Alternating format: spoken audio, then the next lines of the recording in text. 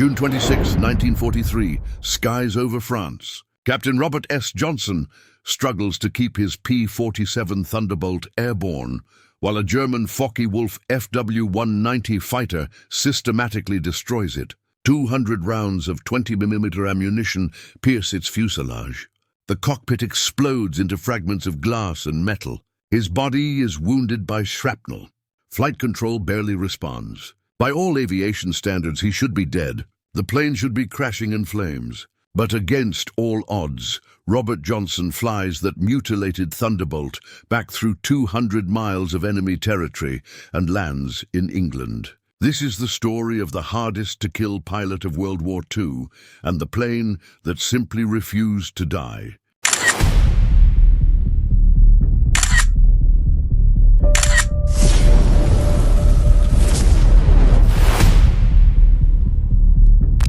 Robert Samuel Johnson was born on February 21, 1920, in Lawton, Oklahoma. He grew up during the Great Depression, the son of a farmer who struggled to keep the land productive while dust storms ravaged the Great Plains. Life was hard, money was scarce, but Robert developed characteristics that would serve him well in combat: resilience, determination, and an absolute refusal to give up when things got tough. As a young man, Robert was fascinated by aviation. He read every airplane magazine he could find. He built meticulous models out of balsa wood. He dreamed of flying, but it seemed impossible for a poor farm boy from Oklahoma. Then on December 7, 1941, Japan attacked Pearl Harbor. America entered World War II, and suddenly the Army Air Force desperately needed pilots. Robert enlisted immediately. He passed flight training with exceptional marks. Instructors noted that he had natural talent, excellent coordination, superior spatial judgment, and the most important quality for a fighter pilot: controlled aggression. He wasn't reckless, but absolutely determined. When he had a target in his sights, he didn't give up. In January 1943, now Second Lieutenant Robert Johnson arrived in England, assigned to the 61st Fighter Squadron of the legendary 56th Fighter Group. The 56th flew the Republic P-47 Thunderbolt, the heaviest and most powerful fighter in the Army Air Force, weighing almost 8 tons, fully loaded and powered by a 2,000-horsepower Pratt & Whitney R2800 radial engine. The P-47 was an impressive machine. Pilots had a love-hate relationship with the Thunderbolt. It was enormous compared to the sleek, agile fighters they were used to. The cockpit was so high off the ground that they needed a ladder to get in. It took forever to climb to combat altitude. In close-quarters maneuvers with agile German fighters, the P-47 couldn't compete in tight turns, but it had devastating advantages. It was incredibly fast in a dive. No German fighter could follow a P-47 diving at full speed. It had impressive range, with external fuel tanks. And most importantly, it was built like a tank. Engineer Alexander Kartveli had designed protection and redundancy into every system. An armored cockpit protected the pilot. A massive radial engine absorbed damage that would destroy inline engines. The airframe was built to withstand brutal punishment. Robert Johnson quickly adapted to the Thunderbolt. He learned to use its advantages: speed, dive, devastating firepower from 850 caliber machine guns. And he learned to avoid maneuver engagements where more agile German fighters had the advantage. He was a smart tactician as well as a skilled pilot. Their first missions were bomber escorts, flying protection for formations of B-17s and B-24s attacking targets in occupied Europe. It was dangerous work. German fighters attacked the bombers aggressively. Anti-aircraft flak created curtains of exploding metal. Each mission meant hours flying over hostile territory where mistake meant death or capture. In his first 10 missions, Robert demonstrated the qualities that would make him one of the greatest American aces. He was aggressive but disciplined. He attacked when he had the advantage, retreated when he didn't. He fiercely protected his wingmen, and he had exceptional vision. He frequently spotted enemy fighters before anyone else, giving his formation a crucial advantage. But on June 26, 1943, During his 27th mission, Robert Johnson would face a test that would define not only his career, but the very legacy of the P-47 Thunderbolt. And what happened that day would become one of the most extraordinary survival stories in aerial warfare. June 26, 1943, began like many other mornings in Halesworth, England, home of the 56th Fighter Group. Low fog covered the English countryside. Pilots were woken at 400 for a briefing at 500. Today's mission, escorting B-17 bombers attacking German industrial facilities near Paris. It would be deep penetration into occupied territory, dangerous but routine by 1943 standards. Robert Johnson calmly went through his pre-mission routine. He meticulously checked his flight equipment: suit, parachute, survival pistol, first aid kit. He ate a light breakfast. Experience had taught him that a full stomach in high-altitude combat was a recipe for nausea. He walked to his P-47, number 428487, which he had nicknamed Half Pint, in homage to its relatively small size compared to other pilots. The Half Pint was a standard production aircraft, but Robert knew it intimately after 26 missions together. He knew how the engine performed best with specific mixture settings, how heavy the controls became above 25,000 feet, how it tended to pull slightly to the right during high-speed dives. Pilot and machine had become one. Takeoff was at 0645. 56 P-47s of the 56th Group formed up over England, then headed across the English Channel. They rendezvoused with the bomber formation over the French coast, 60 B-17s in tight box formation, each laden with tons of bombs. The Thunderbolts took up escort positions, some above, some on the flanks, some behind. The first hour was quiet. Occasional flak dotted the sky, but it was inaccurate. No enemy fighters appeared. Some pilots began to relax. Perhaps it would be an easy mission. Robert Johnson knew better. The Germans often waited until formations were deep in occupied territory before attacking. When Allied aircraft were far from home and low on fuel, at 0920, when the formation was 60 miles southeast of Paris, the German fighters attacked. First came Messerschmitt Bf-109s from high altitude, diving through the bombers. Then Focke-Wulf Fw 190s attacked from the flanks. The sky exploded in chaotic combat. Red and orange tracers streaked in all directions. Explosions of flak dotted the space between fighting planes. Robert dove into a Bf-109 that was lining up behind a B-17. His 8 machine guns roared, tracers converging on the German fighter. Impacts glittered on the 109's wing. The German fighter rolled violently and plunged, black smoke billowing out. Robert didn't follow. His mission was to protect the bombers, not to pursue individual victories. He returned to formation, and that's when he saw trouble. 2 Fw-190s were attacking a stray B-17 that had fallen out of formation with a damaged engine. Robert immediately dove to intercept. His speed increased dramatically.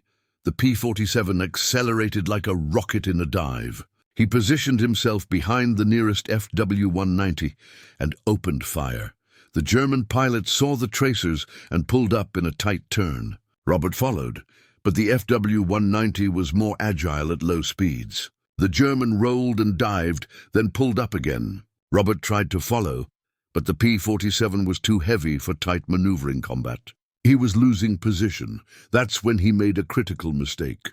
Focused on the target ahead, he lost situational awareness. He didn't see the second Fw-190 maneuvering behind him. He didn't realize he had strayed too far from the main formation. He was isolated, vulnerable, and about to pay a terrible price for that momentary lapse in attention.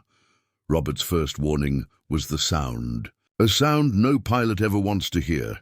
The rapid crack, crack, crack of 20mm guns impacting metal. He instantly threw the controls forward and to the side, diving and rolling violently. But it was too late. The German pilot had positioned himself perfectly, and he wasn't wasting ammunition. 20mm rounds ripped through the right wing of the Half Pint. Explosions dotted the fuselage. The acrylic canopy shattered into sharp fragments. Robert felt sharp pain as shrapnel cut through his flight suit, piercing his forehead, cheek, and shoulder. Blood streamed into his eyes. Cold wind from 25,000 feet howled through the destroyed cockpit. He thrust the control forward violently, diving at a steep angle. The speed increased dramatically, 400 mph, 450, 480. The P-47 was vibrating with the extreme speed. Robert expected the German to give up the chase at such high speeds. Most pilots would have, but this German was different.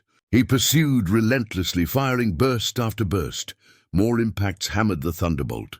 The instrument panel exploded in sparks and shattered glass. Half the gauges were dead. Smoke began to fill the cockpit. Robert could barely see anything. Blood in his eyes, smoke obscuring his vision. A partially destroyed canopy distorting his sight. He was flying nearly blind at almost 500 miles per hour. The German continued firing. It was methodical execution. He wasn't trying to shoot down the P-47 with a lucky burst. He was systematically destroying every component. Rounds cut through the hydraulic system. More punctured the fuel tanks. Others tore apart control systems. The half-pint was literally being torn apart in mid-air.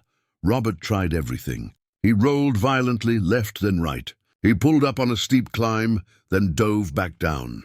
He tried scissor maneuvers, abrupt reversals of direction. Nothing worked. The German stayed glued behind him, firing burst after burst. He was an exceptional pilot, experienced, determined, and he had Robert completely at his mercy. The controls grew progressively heavier. The right aileron barely responded. Control cables had been cut. The rudder was locking. The hydraulic system was broken. Robert was losing maneuverability. He could no longer defend himself effectively. He was just flying straight ahead while being destroyed. Then something extraordinary happened. Or perhaps it didn't. Robert felt the P-47 shudder with more impacts. Then, silence.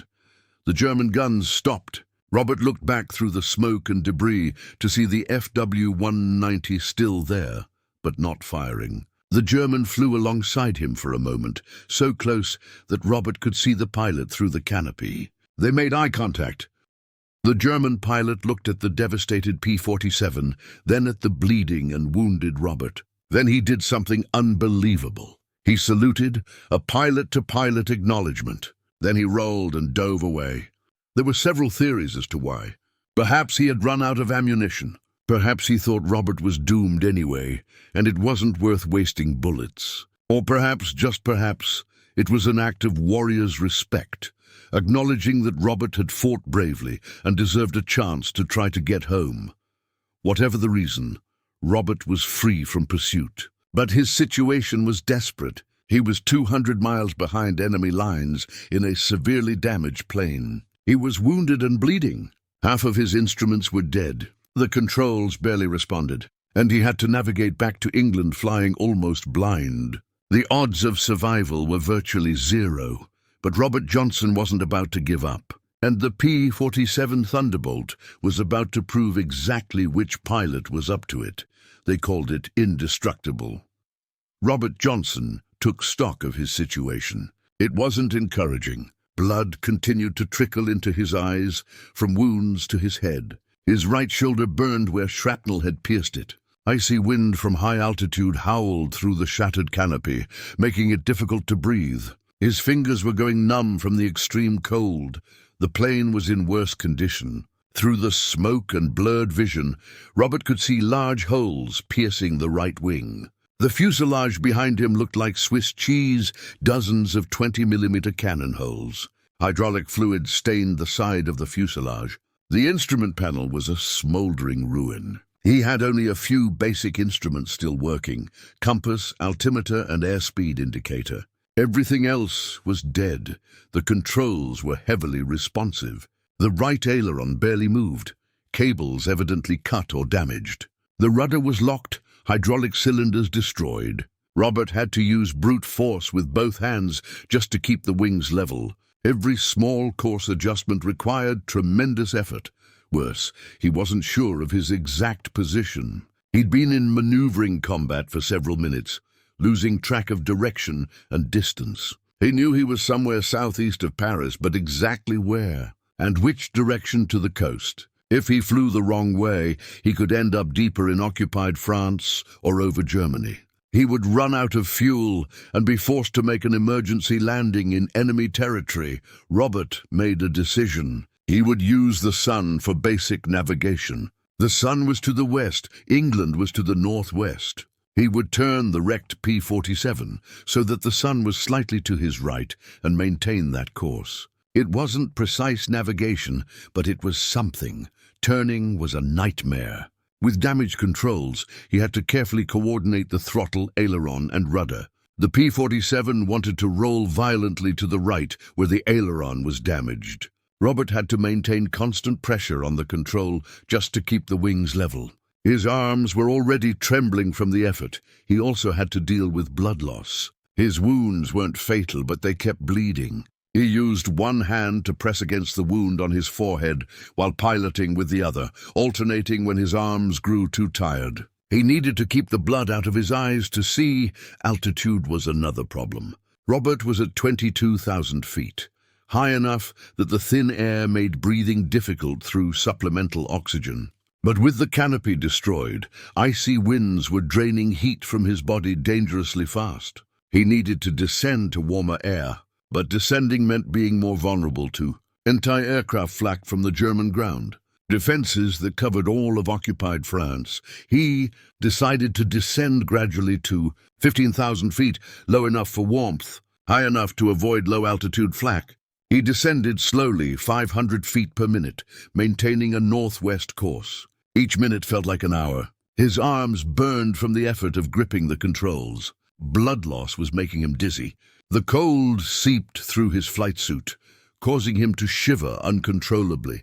After what seemed like an eternity but was only 20 minutes, Robert saw something marvelous through the smoke and blurred vision: the French coast, that distinct line between land and sea. He was truly sailing in the right direction. If he could cross the English Channel, he had a chance of surviving. But crossing the Channel in a severely damaged plane was a challenge in itself. It was 80 miles of open water. If the engine failed, if the controls finally gave way, if he passed out from blood loss, he would fall into the channel and drown. There were no emergency landing fields, no places to land. It was all or nothing. Robert Johnson pressed the accelerator and drove the wounded half-pint toward the water. The English Channel stretched before Robert like a desert of grey water. White waves dotted the surface. On a normal day, it was a beautiful sight. Today, it looked like an abyss waiting to swallow him. 80 miles. Only 80 miles separated him from the relative safety of England. But in that wrecked P-47, every mile would be battle. Robert crossed the French coast at 15,000 feet. Immediately, German flak batteries positioned along the coast opened fire. Black explosions bloomed around him. Under normal conditions, he would have maneuvered aggressively to avoid flak. But with damaged controls, violent maneuvers would likely have resulted in complete loss of control. He flew straight and level, relying on altitude and speed for protection. Fragments of flak explosions glittered against the already damaged fuselage. A few more perforations in a plane that already looked like a machine gun target wouldn't make a difference. Robert maintained a steady course, his eyes fixed on the distant horizon where England should be. The Pratt & Whitney R2800 engine continued to perform magnificently. Those 18 cylinders arranged in a radial pattern were proving their reputation for indestructibility. Several cylinders were probably damaged. The engine was running rougher than normal, vibrating through the frame. But it continued to generate power, turning the propeller, keeping the Thunderbolt in the air. It was a testament to the robust design that had prioritized reliability over maximum performance. Robert checked his remaining instruments. Altimeter 14,800 feet and steady. Airspeed indicator 210 millipenetration, slower than normal cruising speed, but acceptable. Compass 3 or 10 degrees, maintaining northwest course. Fuel. The gauge was among the dead instruments, so I had no idea how much was left. I had to trust that I had enough to get there. 15 minutes over the water. 20 minutes. His arms were in pure agony from gripping the controls against the damage. He tried to partially tie the controls with cord from the first aid kit to ease the strain, but it didn't work. The plane immediately tried to roll. He had to maintain constant manual pressure. There was no relief. The blood loss was visibly affecting him now. His vision was darkening at the edges. Waves of dizziness swept through him. He fought the urge to close his eyes just for a moment, just to rest. He knew that if he lost consciousness, he would die. The P-47 would roll and plunge into the channel. No one would ever know what happened. He began talking to himself aloud. "Come on, Bob, stay awake. Just a few more minutes. You can do it. You have to do it." He sang songs he'd learned in flight training. Silly, obscene, funny songs. Anything to keep his brain engaged, to fight the growing darkness in his vision. 30 minutes over the water. 40 minutes. England should be appearing soon. It had to be. But all Robert saw was more grey water. He began to doubt. Was he flying in the right direction? Had he misjudged the navigation, and was he heading for the open Atlantic? No, he had followed the sun. He had to be right. Then through the fog and smoke and blood-stained vision he saw it. A dark line on the horizon. Land, the English coast. Robert felt a wave of emotion so strong it almost made him cry. He had crossed the channel. He was back in friendly territory. It wasn't safe yet. He had to land that wrecked plane without killing himself in the process. But at least he was over British soil. Robert flew the half-pint over the coast. British anti-aircraft batteries tracked him but didn't fire. They recognized the silhouette of the P-47 and saw that it was damaged. Robert needed to find an airfield fast. I had no idea how much fuel he had left. He could have minutes before the engine died. Robert Johnson spotted an airfield below. It wasn't Halesworth, his base, but it didn't matter. It was a runway, and it was English. Later he discovered it was Manston, a coastal emergency base specifically positioned to receive damaged aircraft returning from Europe. He tried to use the radio to communicate his emergency, but the system was dead, another component destroyed by German guns. He signaled by flapping his wings in an emergency pattern. Ground personnel saw and immediately understood. Fire trucks rushed into position. Ambulances sped toward the runway. The control tower cleared all air traffic. Robert set up for approach. First, he had to lower the landing gear. Normally this was simple. Pull a lever and the hydraulic system lowered the wheels. But his hydraulic system was destroyed. He had to use emergency backup, a manual pump requiring 100 physical pumps to lower the wheels mechanically. With one hand gripping heavy controls, Robert used the other to pump the emergency lever. Pump, pump, pump. Each pump required effort. His muscles burned. Sweat mingled with blood on his face. 50 pumps, 75, 90. Finally, he felt the impact as the landing gear locked into place. But he had no working indicators. He didn't know if all 3 wheels were down and locked or just some of them. It would be a gamble. Lining up for final approach was a nightmare. The controls were so heavy that even small adjustments were virtually impossible. The P-47 wanted to pull to the right, where the ailerons were damaged. Robert had to use almost full power just to keep the wings level. He was descending too fast, but he had no flaps. The hydraulic system that operated them was dead, 300 yards from the runway. 200, 100. The ground was approaching fast, very fast. Robert pulled back on the controls, trying to slow the descent. The P-47 resisted, heavy controls fighting against it. 50 yards, 25. The wheels slammed together with a brutal thud. The impact was so strong that Robert bit his tongue, blood filling his mouth. But the wheels held. All 3 had lowered. The Thunderbolt rolled down the runway, slowing. Robert slammed on the brakes, but like all hydraulic systems, they were dead. He cut the engine and let the plane roll, using only air resistance to slow down. Half-Pint finally stopped 2,000 feet down the track. The engine coughed once and died completely. Silence. After 2 hours of the constant roar of the engine and howling wind, the silence was almost shocking. Robert tried to move, but his muscles refused to respond. His arms were locked in position to grip the controls. He had to physically force them to relax. Fire trucks and ambulances arrived. Paramedics climbed onto the wings and opened the destroyed canopy. They were shocked by what they saw. Robert was covered in blood. His flight suit was torn and punctured. The interior of the cockpit looked like it had exploded. Shattered glass, twisted metal, destroyed instruments. "Christ," one of the paramedics murmured. "How are you still alive?" Robert tried to answer, but his voice came out as a hoarse whisper. "The plane. Check the plane."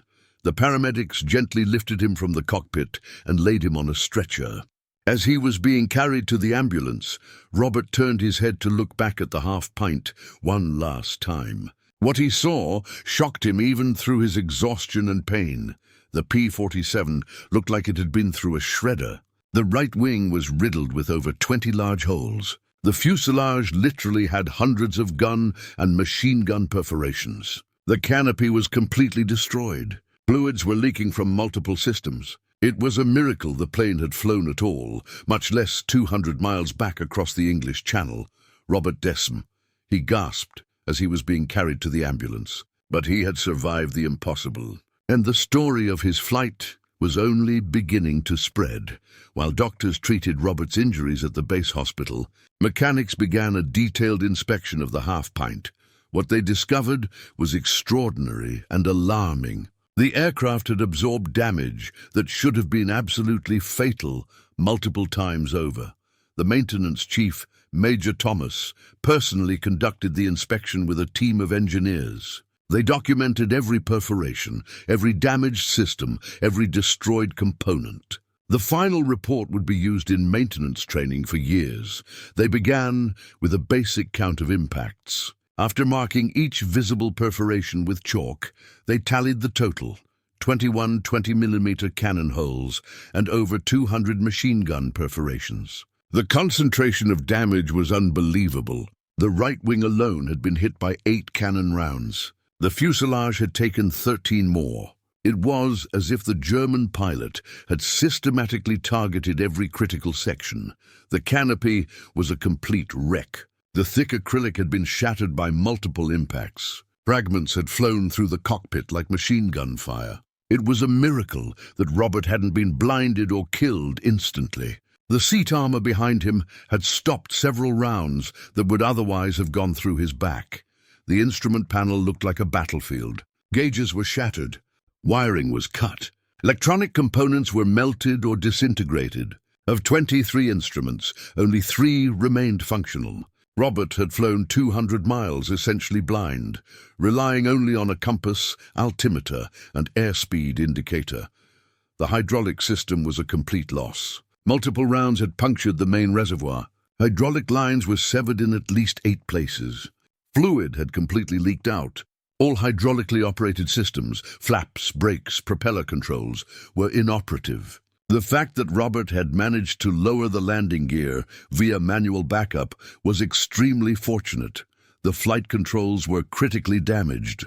Right aileron cables were partially severed. Only a few wires remained connecting the aileron controls. One more cable cut, and Robert would have lost control completely.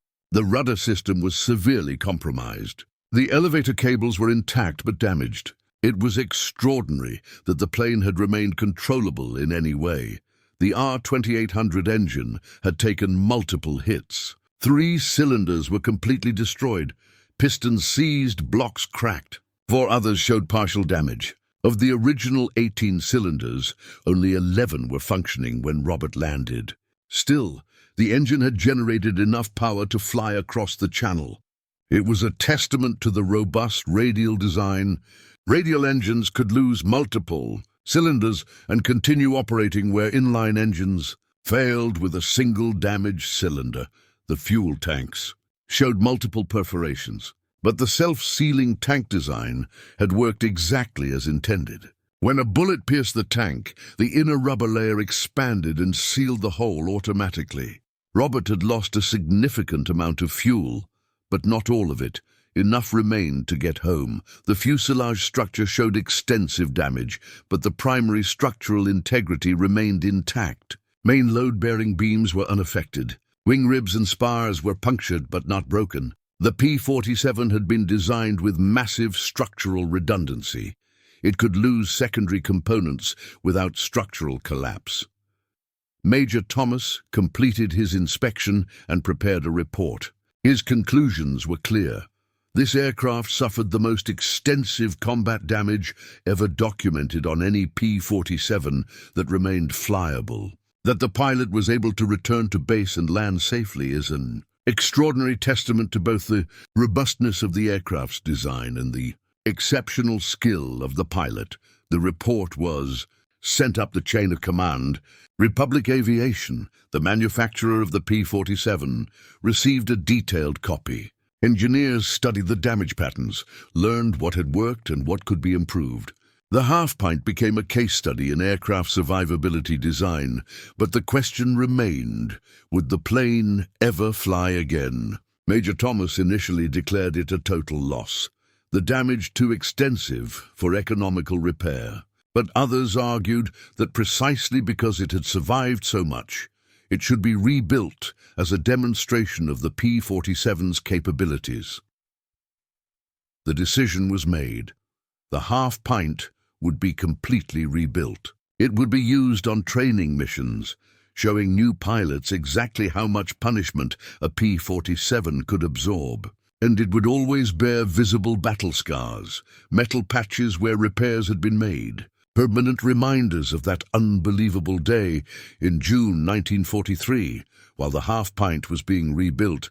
Robert Johnson spent 2 weeks in the hospital recovering from his injuries. He had multiple lacerations to his head and face from canopy fragments, a shrapnel wound to his right shoulder, extensive bruising from being thrown against the controls, mild concussion, but nothing permanent or disabling. More serious than the physical injuries was the psychological trauma. Robert had faced certain death for 15 minutes while the Germans systematically destroyed him. He had flown 200 miles bleeding, partially blind, in a plane that should have crashed. That kind of experience scarred a man deeply. In his first days in the hospital, Robert had recurring nightmares. He would wake up sweating, hearing the crack, crack, crack of German cannons. He saw the WWII in every shadow. Doctors recognized symptoms of what we now call PTSD, but at the time was simply combat fatigue. They offered to put him on permanent bed rest to send him home. Robert refused. "I'm not finished yet," he told the chief physician. "I have a score to settle." It wasn't about revenge. Robert wasn't a vengeful man. It was about finishing the job, doing his part, not abandoning his squadmates when he could still contribute. After 2 weeks, he returned to flight status. His commander, Colonel Hubert Zemke, legendary leader of the 56th Group, called him for a private meeting. "Bob," Zemke said, "you don't need to prove anything to anyone. What you survived out there is more than enough. Nobody would expect you to return to combat." "I want to fly, sir," Robert replied simply. Zemke studied him for a long time, then nodded. "You will fly, but let's start slowly. Routine patrols, nothing intense. If at any point you feel you can't continue, tell me. No shame in that." Robert returned to combat in July 1943. His first missions were difficult. Every time he saw FW-190s, his muscles tensed. Each burst of flak made him shudder involuntarily. He had to consciously force himself to remain calm, follow his training, and not let fear overwhelm him. But gradually his confidence returned. He remembered why he had become a fighter pilot. He rediscovered the joy of flying, the satisfaction of protecting bombers, the camaraderie of his squadron mates. The trauma didn't disappear. It never completely disappears, but he learned to manage it. And he began to accumulate victories. In August, he shot down 2 Bf-109s in combat. In September, he destroyed an FW-190, the same type of aircraft that had almost killed him. Each victory was a step beyond the trauma, proving to himself that he was still a capable pilot. October brought more victories. November 2. Robert developed a reputation as an exceptionally aggressive, but also extremely careful driver. He attacked when he had the advantage, retreated when he didn't. He fiercely protected his wingman. And he never, ever lost situational awareness again. In December 1943, Robert achieved ace status, 5 confirmed victories. It was a significant milestone. He continued adding to his total throughout 1944, 7 victories, 10, 15, 20. Each number represented deadly combat where he or the enemy would die. Each number was a life saved. A German pilot who would not shoot down bombers, would not kill any more Allied pilots. But Robert never forgot that June day. He carried physical scars, fine lines on his forehead and cheek where shrapnel had cut. And he carried deeper scars that no one saw. In interviews after the war, he was always humble about his accomplishments. "I was lucky," he would say. "Lucky to have that plane under me. Lucky that the engineers had built something so robust. Lucky that the Germans ran out of ammunition or chose to let me go." But it wasn't just luck. It was exceptional skill, courage under extreme pressure, and an absolute refusal to give up when death seemed certain. Robert S. Johnson ended the war as the second highest scoring American ace in the European theater, with 27 confirmed aerial victories. Only Francis Gabby Gabreski, his squadron mate in the 56th Group, had more with 28. It was an extraordinary record. But Robert's true contribution went beyond numbers. His experience on June 26, 1943, became a case study in multiple aspects of aerial warfare. For pilots, it demonstrated that survival was possible even in seemingly hopeless situations. "Never give up" became a mantra in the 56th Group. Remember what Johnson survived and keep fighting. For engineers, the half-pint provided invaluable data on survivability design. Republic Aviation analyzed every aspect of why the aircraft had remained flyable despite massive damage. Several improvements were incorporated into later P-47s based directly on that analysis. The cockpit armor was reinforced. It was already substantial, but engineers saw where additional protection could have prevented some of Robert's injuries. Thicker armor plates were installed in critical areas. System redundancy was increased. The fact that Robert had lost virtually all hydraulic systems but still managed to lower the landing gear manually demonstrated the value of backups. More systems were given emergency manual capabilities. The self-sealing fuel tank protection proved its worth absolutely. Multiple punctures should have drained the tanks completely. Instead, seals worked, allowing Robert to fly home. Self-sealing tanks became standard on all subsequent fighter aircraft. The R-2800 radial engine gained an almost legendary reputation for indestructibility. The fact that it continued to generate power with half of its cylinders destroyed impressed even skeptical engineers. Radial engines became the preferred choice for ground attack aircraft and other roles where combat damage was expected. Robert's story also had a profound psychological impact on pilots. Knowing that someone had survived such massive damage gave them hope. In combat, when planes were hit, pilots remembered Half-Pint and kept fighting to get home. Multiple pilots later credited Robert's story with inspiring them not to abandon damaged planes. Half-Pint itself, after extensive reconstruction, flew training missions for the remainder of the war. It was always pointed out to new pilots. "This plane took over 200 hits and brought its pilot home," instructors would say.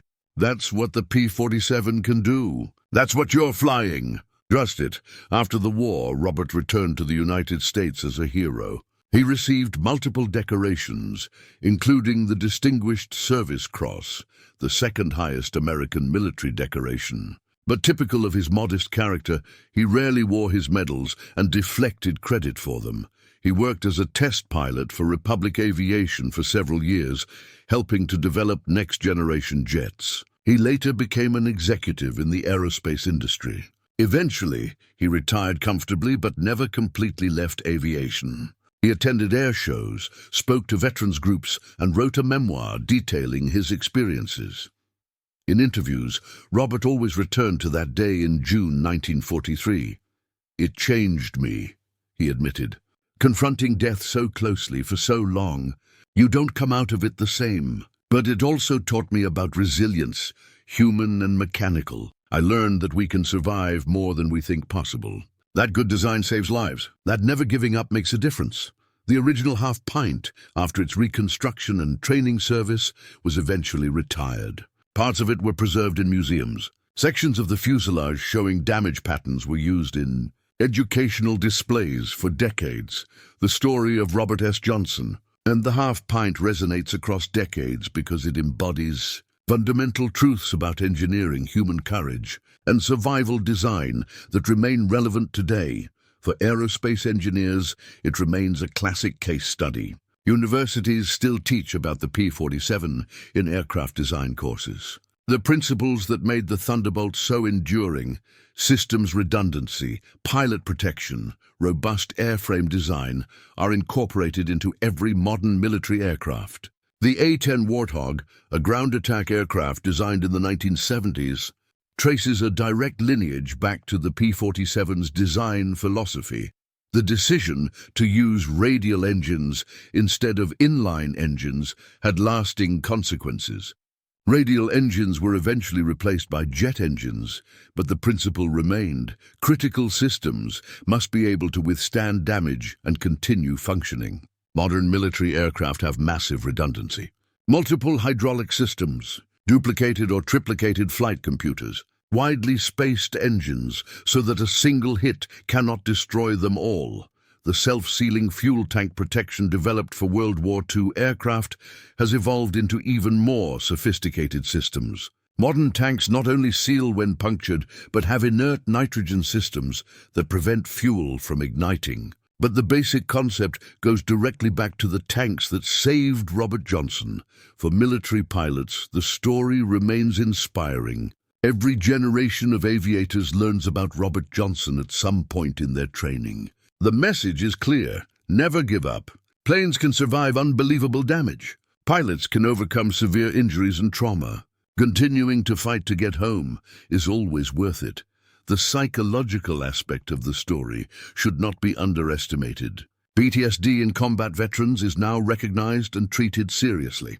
Robert's experience, facing severe trauma but successfully returning to combat, demonstrates that recovery is possible. Not easy, not quick, but possible. For the general public, the story is a reminder of sacrifices made by previous generations. Robert Johnson was a 23-year-old from Oklahoma who could have had a comfortable life at home. Instead, he chose to fly into combat, faced death multiple times, was seriously wounded, but continued to serve. He and his generation defeated tyranny through courage, sacrifice, and determination. The story also celebrates exceptional engineering design. The Republic aviation engineers who designed the P-47 never flew in combat, but their work saved thousands of lives. Every design decision that prioritized survivability over marginal performance, every ounce of armor added, every backup system installed, it all added up to create an aircraft that could bring pilots home.